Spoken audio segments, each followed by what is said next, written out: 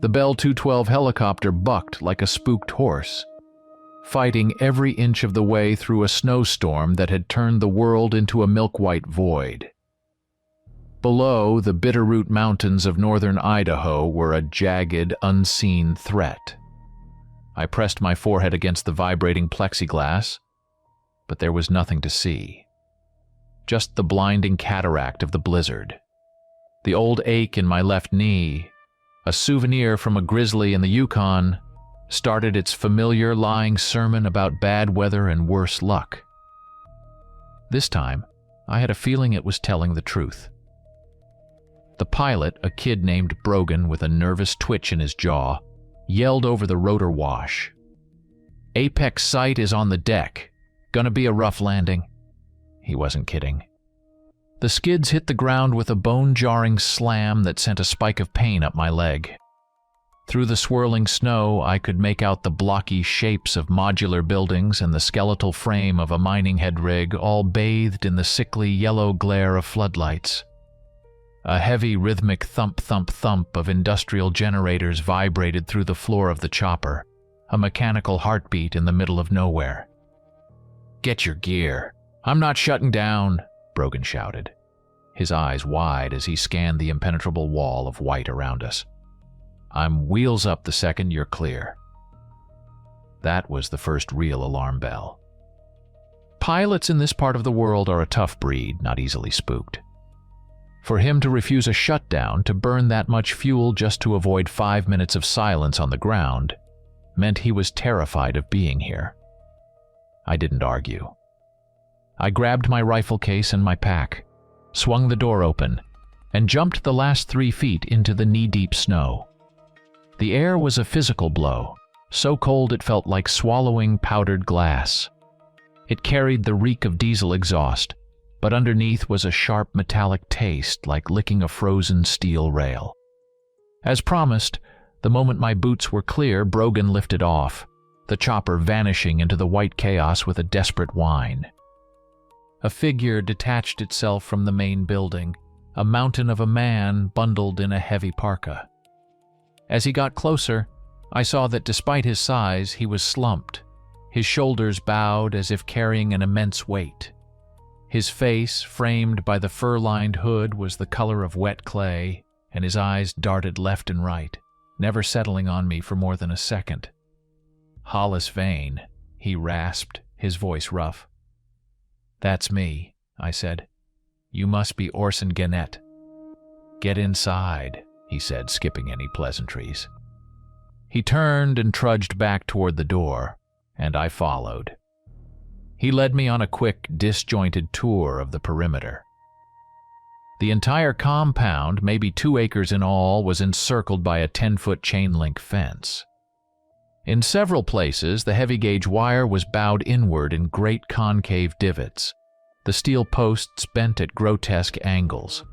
It looked like someone had driven a bulldozer into it, over and over. "Perimeter breach?" I asked, pointing with my chin. "Wolves," Gannett muttered, not looking at it. "They're damn strong." The main building was a long, prefabricated module connecting the mess hall, rec room, and sleeping quarters. Inside, the generator hum was louder, a constant pressure on the eardrums. I met the rest of the crew in the mess hall. There were only 3 of them. An engineer named Thibault, thin and wiry, who couldn't stop drumming his fingers on the table. A geologist, Juno, her face pale and drawn, staring into a mug of coffee as if it held all the answers. And the mechanic, Callum, whose hands were stained with grease he kept wiping on a rag that was already black. They all had the same haunted, sleep-deprived look. Dark, bruised circles under their eyes. They nodded when Gannett introduced me, but none of them spoke. The most unsettling detail was the windows. There weren't any. Every single one had been covered from the inside with thick sheets of plywood, the edges sealed with expanding foam. For good measure, someone had braced them with scrap pieces of rebar. You don't board up windows like that against a blizzard. You board them up against a siege. Gannett finally got to the point. The job's simple, he said, his eyes still refusing to meet mine. We've got a wolf problem. A big one. They're not scared of the lights, not scared of the machinery. They just circle. All night. We haven't been able to get any work done for 3 days. We need you to thin the herd. Drastically. I nodded, the professional part of my brain taking over.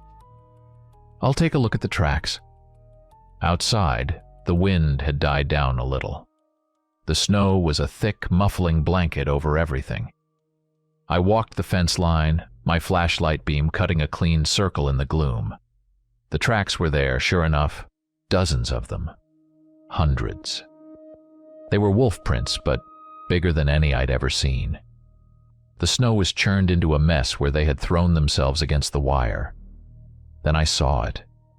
Snagged on a twisted barb of metal was a clump of coarse gray fur. I played my light on it, my breath catching in my throat. The tuft of fur was a good 8 feet off the ground. No wolf could make that leap. It was physically impossible. I stood there, a cold knot tightening in my gut, trying to rationalize what I was seeing. A trick of the light? A strange drift of snow? As my mind raced, a sound cut through the heavy silence of the forest. It started low, then rose in pitch, a long, mournful cry that echoed off the unseen mountains. It was a howl, but it wasn't right. It sounded like a dozen different animals howling at once, a chorus of pain and hunger coming from a single throat. It was an ugly, unnatural sound that scraped at the deepest, most primal part of my brain. For the first time in 20 years on the job, a cold dread, slick as ice, trickled down my spine. I was no longer sure what I had been hired to hunt. Back in the small, windowless room they'd assigned me, I went through the ritual. It's the one thing that centers me, the one constant in a life of chaos. I unzipped the canvas case and lifted out the Marlin 1895 lever action. Chambered in 45 by 70 government, it was a rifle built to stop anything big and mean on the North American continent. The walnut stock was dark and smooth from years of use, the blued steel worn to a dull gray on the receiver. I worked the lever, the click-clack of the action a familiar comforting sound. I laid a soft cloth on the cot and stripped the rifle down. I cleaned the bore until it gleamed, oiled the bolt with a practiced economy of motion, and then reassembled it. Finally, I lined up the cartridges on the small table. Heavy 405 grain lead slugs.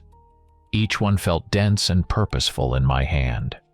I loaded the tubular magazine, sliding each round home with a firm push of my thumb. The ritual was complete. Whatever was out there, I was ready. Night didn't fall on Dead Man's Ridge. It crashed down like a black sheet. One moment there was the gray twilight of the storm, the next, absolute darkness pressed in from all sides. The floodlights around the compound flickered to life, carving out a small island of visibility. Beyond their reach, the swirling snow created a dizzying, claustrophobic effect, as if the forest was actively trying to suffocate us. As I headed for the watchtower on the north side of the perimeter, the engineer Thibault caught my arm. His grip was surprisingly strong, his knuckles white. "Don't go out there," he whispered, his eyes wide with terror. "Please, it's not. The forest doesn't want us here. Can't you feel it?" "It's my job, son," I said, gently pulling my arm free. "The contract says I go out there." His fear was contagious, a sickness in the air, but I couldn't afford to catch it. I relied on my rifle, my experience, and the terms of my payment. Feelings didn't factor into it. The watchtower was a rickety steel structure with a small enclosed platform at the top about 15 feet up. From there, I had a clear view of the north fence line. I unpacked my thermal monocular and started to scan. The world turned into a ghostly landscape of blacks and grays, with bright, hot whites. I expected to see the heat signatures of animals moving through the trees, maybe a deer, an elk. Instead, what I saw made the hair on my arms stand up. Dozens of them, maybe 30 or 40 brilliant white shapes, standing just inside the tree line ringing the compound. And they weren't moving. They were perfectly still, watching, waiting. Wolves are creatures of constant motion, always testing the wind, pacing. This was something else. This was patience. This was intelligent. The attack came without warning. No growling, no snarling, no prelude. As if obeying a silent command, 20 shapes detached from the tree line and sprinted toward the fence. They moved with a terrifying synchronized grace, a wave of silent gray bodies against the white snow.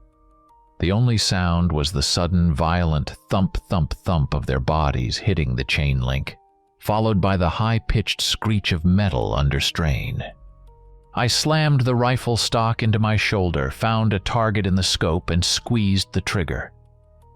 The 45 by 70 roared, a thunderclap in the night, and one of the creatures tumbled backward, a dark spray melting into the snow. I worked the lever, ejected the spent casing, and fired again. Another one dropped, but they didn't scatter. They didn't even seem to notice.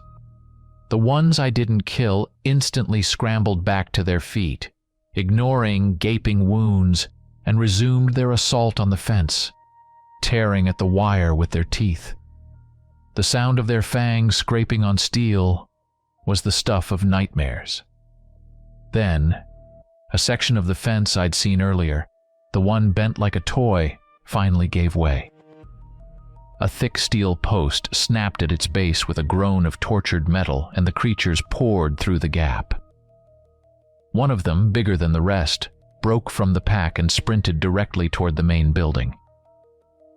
From the corner of my eye, I saw a door fly open, and the mechanic, Callum, burst out, wielding a heavy iron tire iron. Panic had made him stupid. "Callum, no!" Gennett's voice screamed from the doorway. The beast moved with an unnatural fluidity. Callum swung the tire iron in a desperate arc, but the creature simply ducked under it, a blur of motion, and lunged. I didn't have a clear shot from the tower. Cursing, I scrambled down the ladder, my bad knee screaming in protest, and hit the ground running. I rounded the corner of the building just as the wolf knocked Callum off his feet. I raised the marlin, the front sight finding the creature's shoulder, and fired from a dozen feet away. The heavy slug hit with the force of a sledgehammer, spinning the animal around and slamming it to the ground. It lay twitching, its life bleeding out into the snow. Gannett was yelling for everyone to get back inside, his voice cracking with hysteria. But I couldn't move. I stood over the dead animal, my flashlight beam centered on it. Something was wrong, deeply wrong. Its eyes, wide in death, were milky and filmed over, covered in thick white cataracts, as if it had been blind. And its paws. The bone structure was twisted, deformed, the joints bent at impossible angles. As I watched, the creature gave one final shuddering convulsion. Its jaw stretched, unhinging with a series of wet pops, opening far wider than any canine jaw should. And there, deep in its gullet, illuminated by my light, was a second, fully formed row of needle-sharp teeth. My blood ran cold. This wasn't a wolf. It was a perversion of one. Morning brought no relief. The sky remained a solid, oppressive sheet of leaden gray, promising more snow. The blizzard had passed, but the cold had deepened, biting through my layers of clothing with vindictive purpose. The first thing I noticed was the bodies, or rather the lack of them. The 2 wolves I had shot were gone. Drag marks in the snow showed they hadn't been taken by scavengers. Their own kind had pulled them back into the silent, waiting forest. A pack that retrieves its dead is a pack that thinks, and that thought scared me more than the second row of teeth. I found Juno, the geologist, in the small lab, a space cluttered with rock samples and topographical maps. She was hunched over a piece of black, glassy stone, turning it over and over in her trembling hands. The tension in the compound was thick enough to choke on. The men were whispering, casting frightened looks in my direction and at Gannett. I overheard Callum telling Thibault that the radio was dead. Not static, dead. The main communications cable leading to the satellite dish had been severed cleanly, as if by a massive pair of shears. They'd been cut off even before I arrived. Gannett had lied. "I need you to tell me the truth, Juno," I said, my voice low and even. I didn't have time for games. "What are you really digging for out here? This isn't a standard mineralogical survey." She flinched, dropping the obsidian shard onto a tray with a clatter. "It's a unique geological formation. High concentrations of rare earth elements," she stammered, reciting a line she'd clearly rehearsed. "Bullshit," I cut her off. "People don't go missing and get their equipment destroyed over rare earth elements." "What did you find in that mountain?" Her composure finally broke. Tears welled in her eyes. "A cavity," she whispered. "A void. It wasn't on any of the scans. We broke through into it 3 days ago." That was the timeline. That's when the wolves had appeared. I left her there and geared up. I had to know what I was dealing with, and the only way to do that was to track them back to their lair. I slipped through the ruined fence and into the woods, the marlin held at a low ready. The silence was absolute. No squirrels chattering, no birds calling. The forest was holding its breath. I found the tracks easily, great paw prints pressed deep into the fresh snow. I followed them for half a mile, moving slowly, my senses on high alert. Then the tracks began to change. Slowly, almost imperceptibly at first. The prints elongated. The shape of the pads shifted. The clear marks of 4 distinct toes and a pad morphed into something longer, narrower, ending in a splayed pattern of 5. The claw marks remained, but the track itself was becoming horrifyingly familiar. It was the shape of a human foot. A large one, but a foot nonetheless. I was no longer tracking wolves. I was tracking men who ran on all 4s. Deeper in the woods, the smell hit me. The sweet, coppery stench of old blood and rot.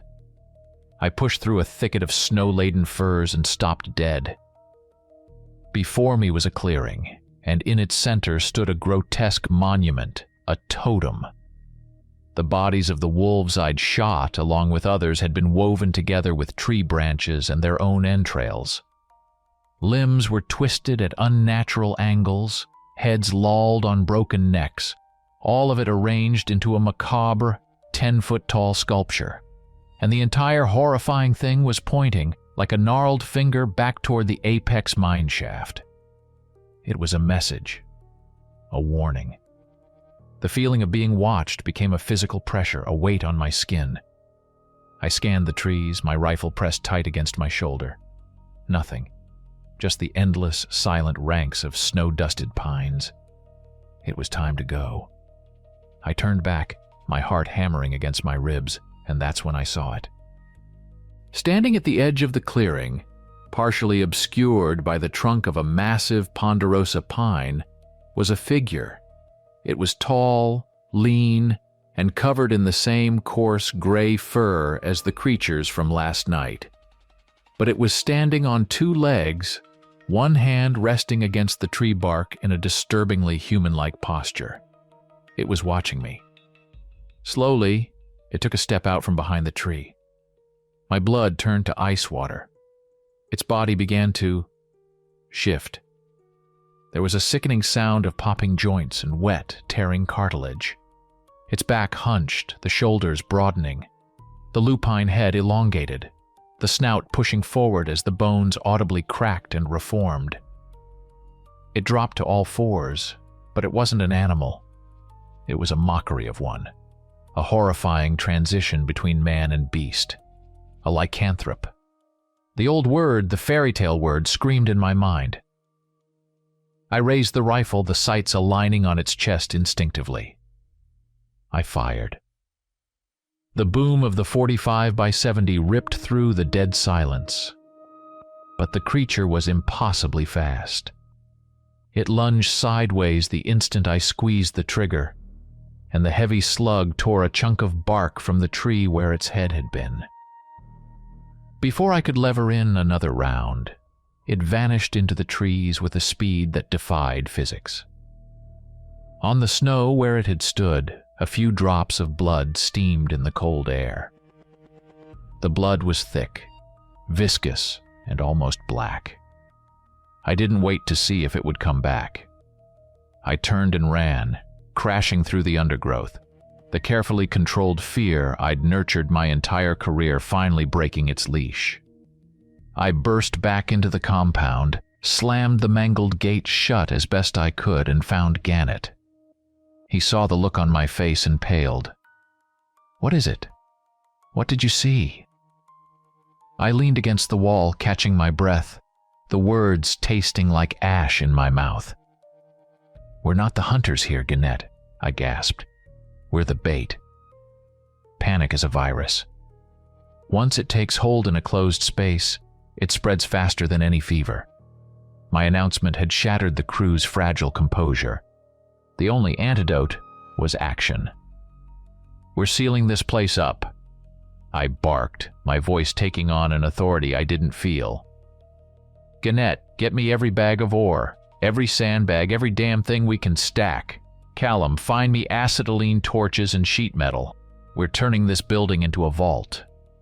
For a few hours, the work saved us. We piled heavy canvas sacks filled with ore against the plywood-covered windows until they were buried. We welded steel plates over the door seams. Every potential weakness was reinforced. I handed out flare guns and road flares to the men. "If they get in, aim for the face and pull the trigger," I instructed. "It won't kill them, but it might buy you a second." Juno, however, was beyond saving. She'd descended into a full-blown hysterical breakdown. She ran to her lab, grabbed her meticulously drawn geological charts and survey maps, and began stuffing them into the mess hall's steel sink, setting them ablaze with a lighter. "We woke them up," she shrieked, her voice thin and ragged. "The keepers of the ridge, the maps are a blasphemy. They see us through the lines on the paper." Gannett had to drag her away, a sobbing, broken woman, and lock her in a supply closet for her own safety. As the gray afternoon bled into an early Stygian night, the true siege began. It started not with a rush, but with a terrifying display of intellect. A sharp crack echoed from outside, and one of the main floodlights went dark, then another, and another. They were using rocks, throwing them with incredible force and precision to shatter the thick glass lenses, plunging sections of the compound into darkness. They were blinding us. Then came the assault on the generator shed. It was a separate, smaller building, our one source of power and light. The attack was swift and brutal. A heavy thud from above was the only warning before the corrugated steel roof ripped open like a tin can. 3 of the creatures, gaunt, scarred, and moving with that same horrific liquid speed, dropped inside. The lights in our module flickered and died, plunging us into the terrifying dark of the emergency backup system, a single red bulb glowing ominously in each room. "They're inside!" Callum screamed. I grabbed a high-powered flashlight and my shotgun, a pump action loaded with heavy slugs. "Gannett, T-Bowl, with me. Callum, stay here and guard the door." We burst into the generator shed. The scene was pure chaos. The massive diesel generator was sputtering, damaged by the intruders. 2 of the lycanthropes were tearing at the fuel lines while a third had cornered Thibault. The engineer swung a pipe wrench wildly, his face a mask of terror. The creature dodged his clumsy swings with contemptuous ease. I leveled the shotgun and fired. The slug caught the nearest beast in the chest, sending it staggering back into a steel support beam. It snarled, a sound full of hate and agony, but it didn't fall. Before I could pump another round, the one attacking Thibault moved. It swiped with its claws, not to kill, but to disarm. The wrench went flying. Then, with a speed that blurred the senses, it lunged, sinking its teeth into Thibault's shoulder and ripping his arm clean from its socket in a spray of hot blood. The engineer's scream was cut short as the creature, holding his severed arm like a trophy, began to devour it right there, its milky eyes fixed on us. It wasn't just killing. It was a display of calculated, intelligent cruelty. The one I'd shot charged me. I didn't have time to aim. I fired from the hip. The slug blew its jaw apart, but its momentum carried it forward, slamming me into the wall. Its claws raked my side, tearing through my jacket and flesh. I kicked it away, the pain a white-hot fire, and scrambled for my hunting knife. Just as it lunged again, Gannett emptied his own shotgun into its back, finally putting it down. The third creature, seeing its companions fall, let out a sharp, barking cry. It abandoned the generator and squeezed back through the hole in the roof, vanishing into the night. But it wasn't retreating out of fear. It felt like it was being recalled. A moment later, a new sound reached us from the forest. It wasn't a howl. It was a deep, guttural roar that vibrated in our chests, a sound of immense power and ancient authority. Gannett, his face ashen in the flickering flashlight beams, finally broke. It wasn't just minerals, he confessed, his voice trembling. The company. They had old survey logs, rumors of a sealed chamber. We found it in the mine, covered in strange symbols. We drilled it open 3 days ago. As the words left his mouth, the concrete floor beneath our feet began to tremble. It was a fine, rhythmic vibration, growing steadily stronger. Thump. Thump, thump. It was the sound of something immense, something impossibly heavy, walking toward us through the forest. The vibration wasn't just in the floor anymore. It was in our bones, in our teeth. In the mess hall, coffee mugs danced on the tables, and a fine powder of dust and ice crystals sifted down from the ceiling tiles. The rhythmic thump, thump. Thump grew louder, closer. It was the sound of a god felling trees not with an axe, but with its stride. Whatever was coming wasn't going around obstacles. It was walking through them. My experience with predators was useless. A grizzly, a wolf pack, even those misshapen things outside, they were all subject to certain laws of nature. This was something else. This was a law unto itself. Downstairs, I yelled, shoving Gannett toward a steel hatch in the floor. the technical cellar, now! Barricades were useless against this. Our only chance was to get below ground.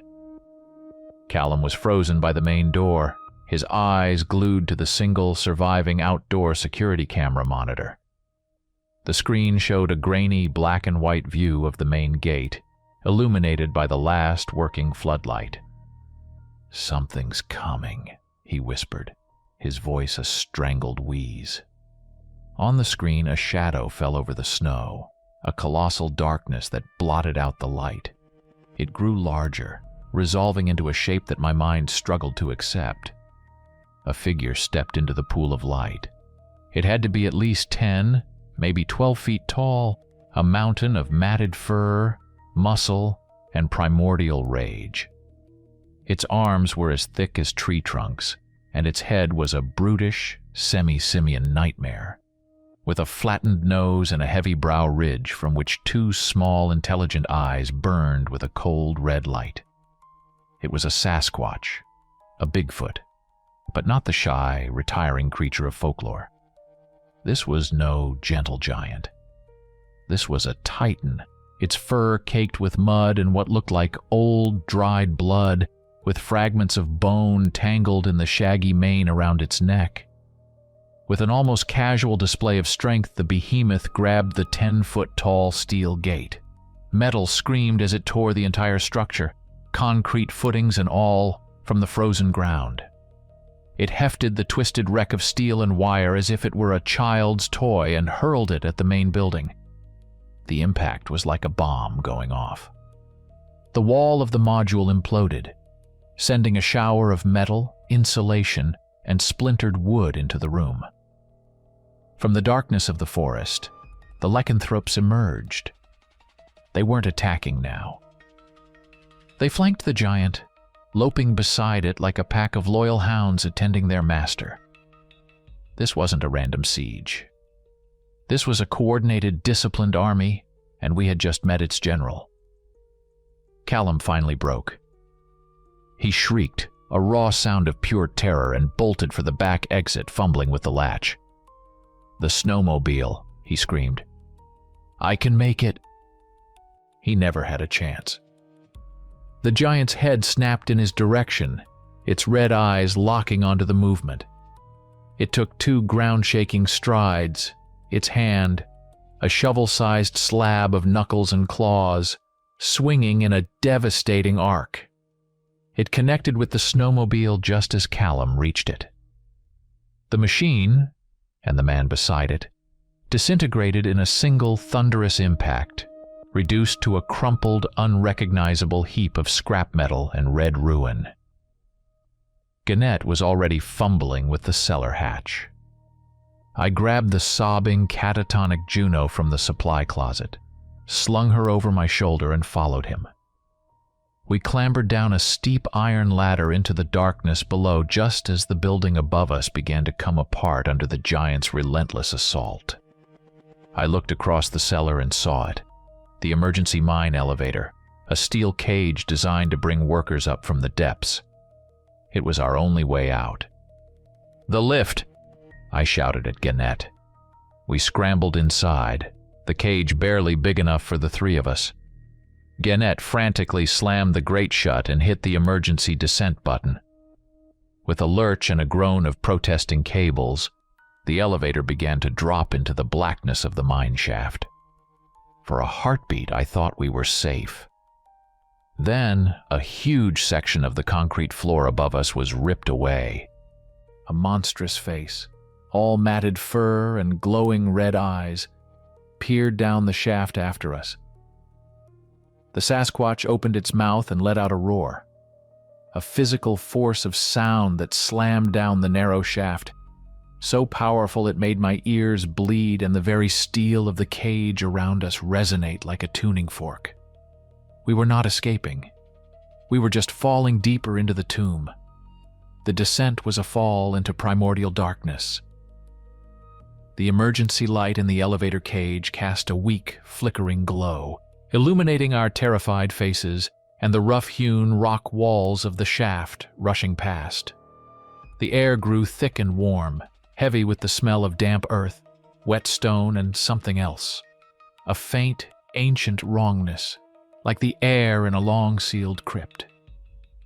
Juno had curled into a fetal position in the corner, her hands clamped over her ears, muttering to herself. Gannett stood pressed against the grate, his massive frame trembling, his eyes wide with a terror that had consumed his greed.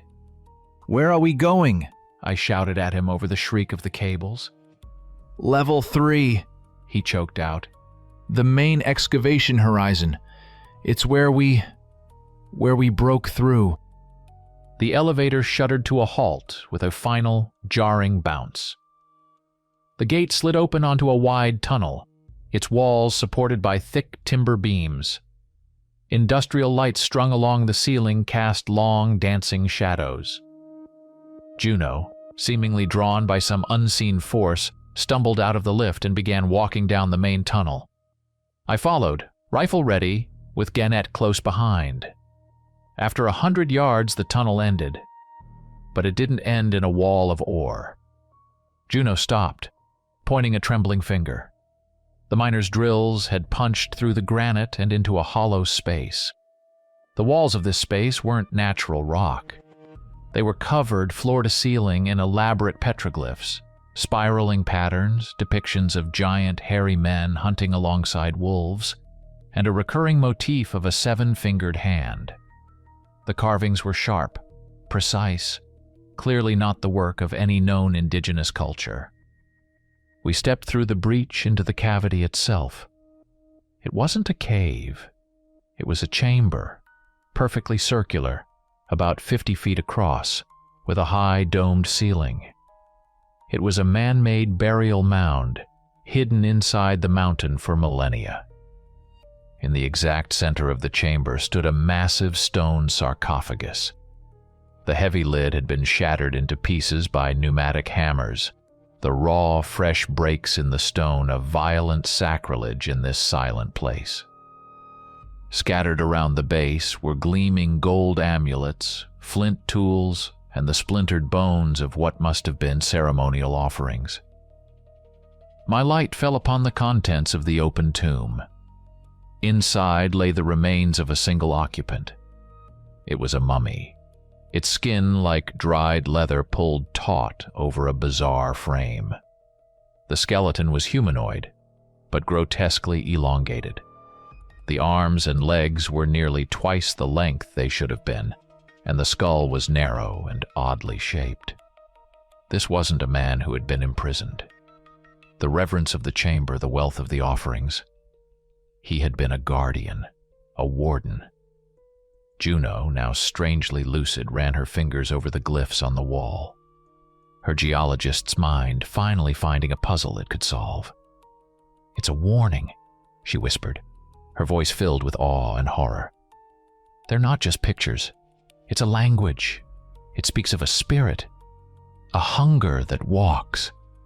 It says this shaman, this man," she gestured to the sarcophagus, "bound the spirit to this place. His life force, even in death, was the lock on the cage." "The company knew," Gannett finally confessed, his voice a broken rasp. "They had journals from an old prospecting team from the 1880s. They talked about this place. We weren't here for gold. We were here for the artifacts. They thought they held some kind of power." I spotted a leather-bound logbook lying near the sarcophagus, dropped by a fleeing miner. I flipped it open. The last few entries were a descent into madness. The crew foreman wrote of shared nightmares, of hearing whispers in the stone. Dreams of running with wolves, of a giant shadow that walked through the trees. He wrote that the men were becoming obsessed with opening the stone box, convinced a treasure inside was calling to them. They were being manipulated, driven mad to break the seal. A skittering sound from above drew my eyes upward. I shone my light up the elevator shaft. Dark shapes were descending, moving with impossible agility down the sheer rock walls. The lycanthropes. They weren't using the cables. They were clinging to the rock itself with their claws, their milky white eyes glowing in the beam. They dropped the last 30 feet, landing silently on the tunnel floor like enormous cats. They flowed into the chamber, not attacking, but forming a silent, waiting circle around us. They weren't here for us. Not yet. A cold, horrifying certainty washed over me. The miners had taken something. The creatures were here to get it back. They were here to retrieve the key to the cage. Fear and greed make for a toxic cocktail. Gannett proved it. His eyes, wide and bloodshot, darted from the advancing creatures to my face, then back again. His hand trembled as he reached inside his parka. It didn't come out with a weapon. It came out holding a rock. But it wasn't just a rock. It was a piece of obsidian, carved into the shape of a human heart, so black it seemed to drink the light, and it was pulsing. A faint, deep red glow emanated from within, beating in a slow, steady rhythm, like the last embers of a dying fire. The heart of the shaman. "Gannett, give it back to them," I said, my voice dangerously low. "Put it back in the sarcophagus. Now!" "No!" he shrieked, his composure utterly gone. "It's power. The company will pay millions. It's mine." He fumbled with his other hand, pulling a small .38 revolver from his belt. "Stay back, Vane, all of you." The creatures took a step forward in unison, their lips pulling back from their double rows of teeth in a silent snarl. "Don't be a fool, Orson," I pleaded, taking a step toward him. "It's the only thing they want." He panicked. The gun barked, the sound deafening in the enclosed chamber. The bullet wasn't meant for me. It was a wild, panicked shot that struck Juno in the shoulder, spinning her around with a cry of pain as she crumpled to the floor. That was it. The truce was over. With a chorus of guttural snarls, the lycanthropes surged forward. The tight confines of the tomb made them even more terrifying. They scrambled up the carved walls, their claws finding purchase in the ancient glyphs, crawling across the ceiling to drop down from above. It was a three-dimensional nightmare. I opened fire with the shotgun, the boom of the 12-gauge slug echoing like a cannon. The first creature that leaped for me was blown backward, its head vaporizing. But there were too many. I saw Gannett firing his pathetic revolver wildly into the charging pack, the small-caliber bullets seeming to have no effect. "The breach!" I yelled, grabbing the wounded Juno and dragging her toward the hole we'd come through. I remembered seeing a crate of dynamite sticks near the entrance left by the mining crew. A desperate, suicidal idea formed in my mind. While Gannett's wild firing drew the creature's attention, I managed to jam 3 sticks of dynamite into a fissure in the rock above the tunnel entrance, lighting the short fuses with a flick of my Zippo. "Get down!" I screamed, pulling Juno behind the relative safety of the stone sarcophagus. The explosion was immense, a deafening roar that shook the very foundations of the mountain. A huge section of the tunnel roof collapsed, tons of rock and earth crashing down, completely sealing the entrance to the burial chamber. The blast threw us across the floor, and the air filled with choking stone dust that felt like swallowing sandpaper. But it had worked. We were trapped. But for a few precious minutes, so were they. Through the ringing in my ears, I heard Gannett coughing. He'd survived, but he was scrabbling toward a small, dark opening at the back of the chamber I hadn't noticed before. A ventilation shaft. A way out. He clutched the pulsing heartstone to his chest as he crawled toward it. But his escape was cut short. The rock wall beside the shaft began to crack and bulge inward. Then, with a sound of grinding, shattering granite, it burst apart. 2 massive, hairy hands ripped through the stone, tearing away huge chunks of the mountain as if they were made of styrofoam. The Sasquatch, the master of this unholy army, had burrowed its way into the tomb. It paid no attention to me or Juno. Its burning red eyes were fixed on Gannett. The terrified man fired his last bullet, which flattened harmlessly against the giant's thick hide. The creature reached into the chamber, its enormous hand closing around Gannett's entire torso. The scene was sickening. The giant didn't crush him or strike him. It simply squeezed. Gannett's bones snapped like twigs, a choked scream dying in his throat. As the life was pressed out of him, his hand opened, and the glowing heartstone fell to the floor. The giant carefully picked up the artifact, its movements now almost gentle. It cradled the stone in its massive palm. For a moment, every lycanthrope in the chamber, those trapped behind the rubble and those with us, went perfectly still, as if a switch had been thrown. They had what they came for. I knew this reprieve wouldn't last. I grabbed Juno, who was barely conscious, and hauled her to her feet.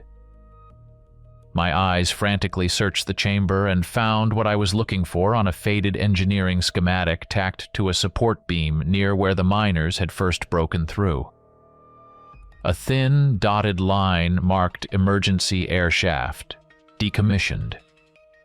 It was our only chance. The giant turned its head slowly, its red eyes settling on us. The mission to retrieve the artifact was complete. Now, its purpose shifted. It was time to cleanse its holy site of the intruders who had desecrated it. The emergency air shaft was barely 3 feet in diameter, a claustrophobic tube of rusted metal and crumbling rock. It was a one-way ticket to hell, but it was the only ticket we had. I shoved the semi-conscious Juno in first, then scrambled in after her, pulling myself along on my elbows. Behind us, I heard the thunderous sound of the Sasquatch tearing apart the rockfall that blocked the main tunnel, clearing the way for its pack.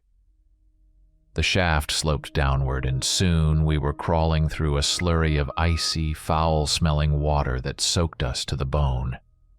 It smelled of sulfur and decay, the fetid breath of the deep earth. Juno was fading fast, her breathing shallow. The blood from her shoulder wound, leaving a dark trail in the grime. "Leave me, Hollis," she rasped, her voice a faint whisper. "I'm just slowing you down. Shut up and crawl," I grunted, shoving her forward. I wasn't driven by heroism, but by a stubborn, mule-headed refusal to die in this lightless hole. My entire life had been about survival, and I wasn't about to give up now. A sound echoed from behind us in the narrow pipe, the sharp, frantic scrape of claws on stone. They were coming. Not the giant, but the smaller lycanthropes, forcing their lithe, twisted bodies into the shaft, scuttling after us like monstrous insects in a drain pipe. Their guttural, panting breaths were getting closer. The shaft suddenly ended, spitting us out into a large, natural cavern. We fell 5 feet, landing hard on a floor littered with bones. My flashlight beam danced across the space, revealing a charnel house. Piles of animal skeletons, deer, elk, bear, were heaped in the corners, many of them bearing the marks of huge teeth. But mixed among them were human bones, some ancient and yellowed, others disturbingly fresh. We had stumbled into their larder, their den. I looked up, desperation clawing at my throat. High above, maybe 60 or 70 feet up, was a faint patch of grayish light. A way out. A fissure leading to the surface. The wall of the cavern was a steep, jagged slope of broken rock and scree. It was our only path. I half-dragged, half-carried Juno, and we started the torturous climb. Every foot of progress was a battle. Loose rocks slid out from under our boots, sending small avalanches clattering down into the darkness. We were halfway up when they poured out of the air shaft below. 3 of them. They didn't hesitate. They launched themselves up the slope, their powerful limbs and sharp claws finding easy purchase where we struggled. They were closing the distance with terrifying speed. We were 10 feet from the top when the first one reached us. It lunged, its claws sinking into my calf, its hot, rancid breath washing over me. I kicked out, my boot connecting with its snout, and it fell back, snarling. But another one was already grabbing Juno's leg, pulling her down. She looked at me, her eyes clear for the first time since she'd been shot. There was no fear in them. only a grim resolve. "They can't get out," she said, her voice firm. Before I could understand what she meant, she pulled the pin from the last stick of dynamite I had clipped to my belt. She had taken it from me in the tomb. With her last ounce of strength, she shoved away from the rock face, pushing off and falling backward, directly into the two creatures climbing below her. "Juno, no," I screamed. Her small body, tangled with the two monsters, hit the cavern floor. The resulting explosion was not just a blast, but a cataclysm. The entire cavern roared, the dynamite charge triggering a massive collapse. The very structure of the den gave way. The ground beneath my feet heaved. The shock wave hit me like a physical blow, throwing me upward and outward out of the fissure as the world behind me imploded into a storm of rock and thunder. I landed hard in a deep snowdrift on the side of the mountain. The wind knocked out of me. I lay there, gasping in the freezing air, my body a symphony of pain. Below me, perhaps a mile away, I could see the Apex mining site. It was engulfed in flames, a funeral pyre burning brightly against the blackness of the mountains. I thought it was over. I thought I was safe. Then the ground beneath me began to tremble again. Thump, thump, thump. Juno's sacrifice had buried the pack, but the giant had found another way out. The hunt was not over. Adrenaline is a merciless fuel. It burns hot and fast. And when it's gone, it leaves you with nothing.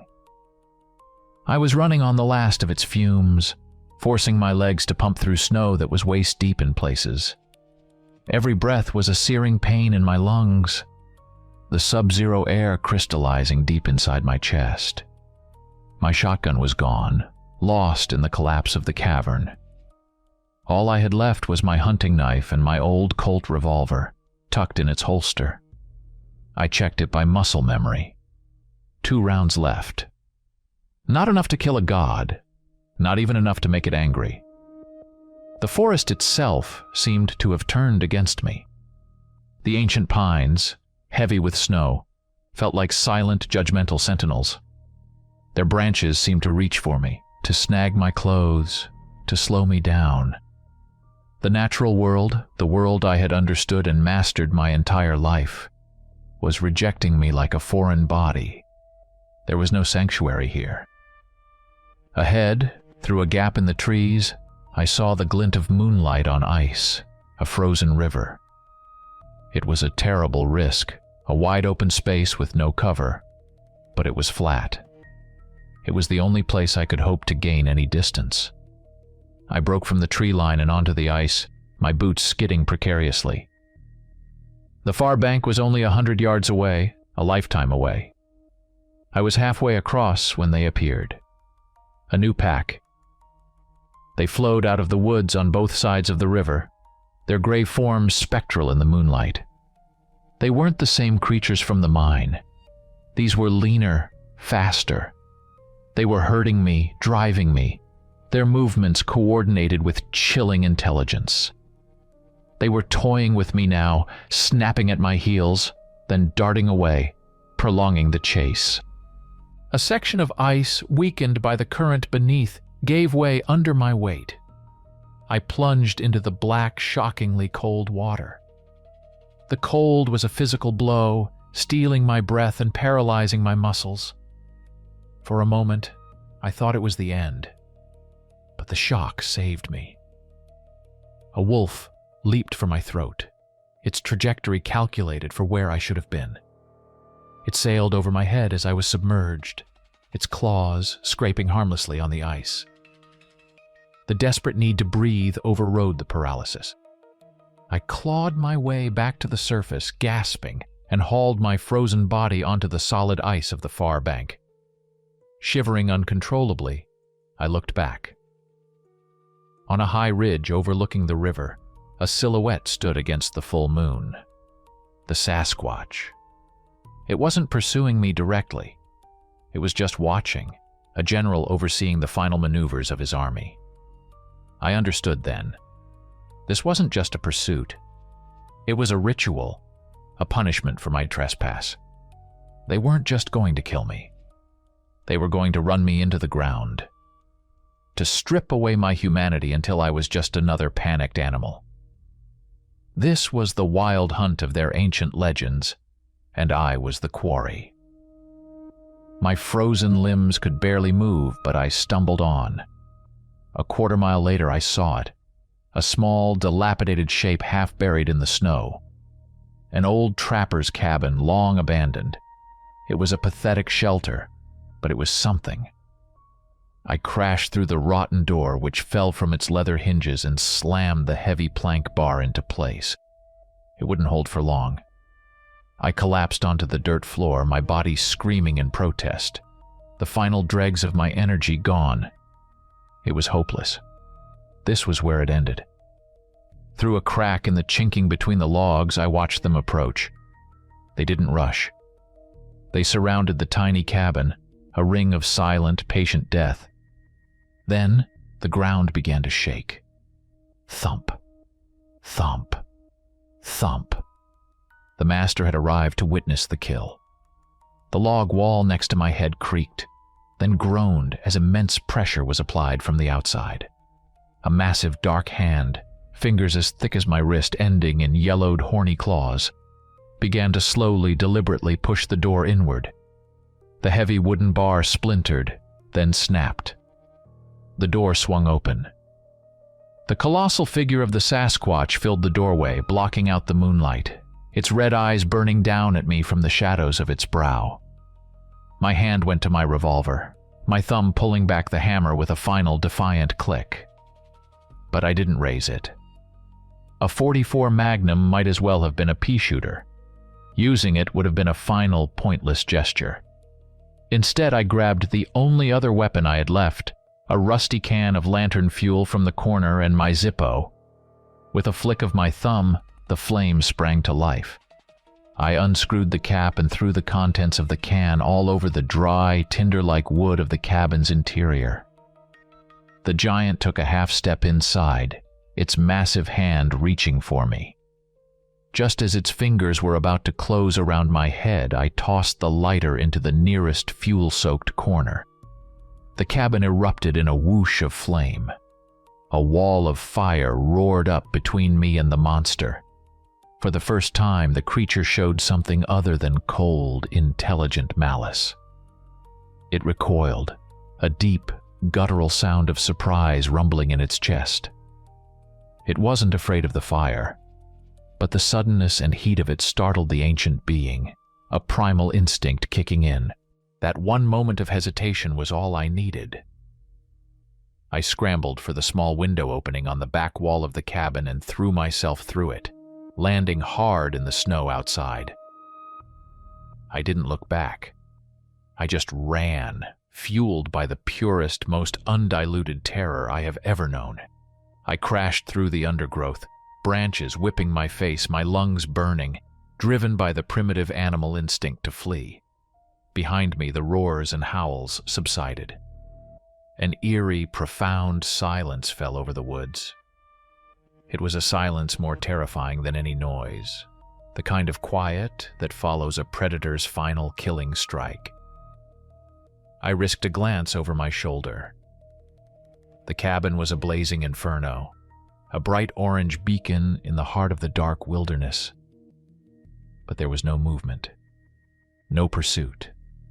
I kept running, stumbling, falling, and getting back up.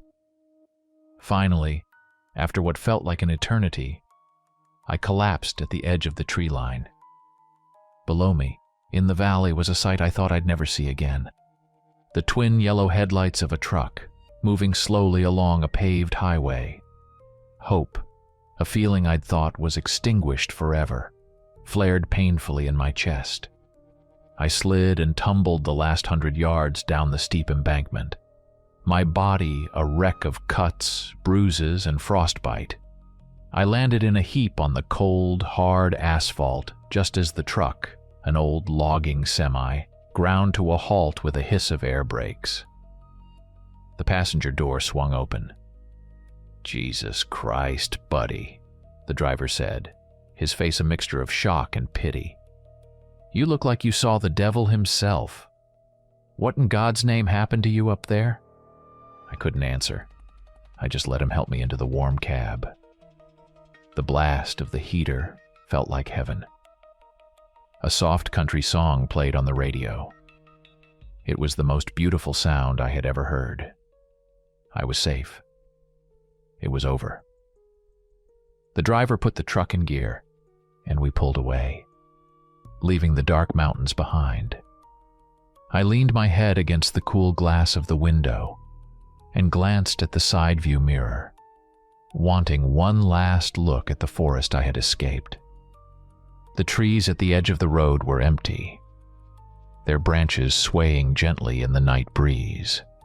The truck rounded a curve.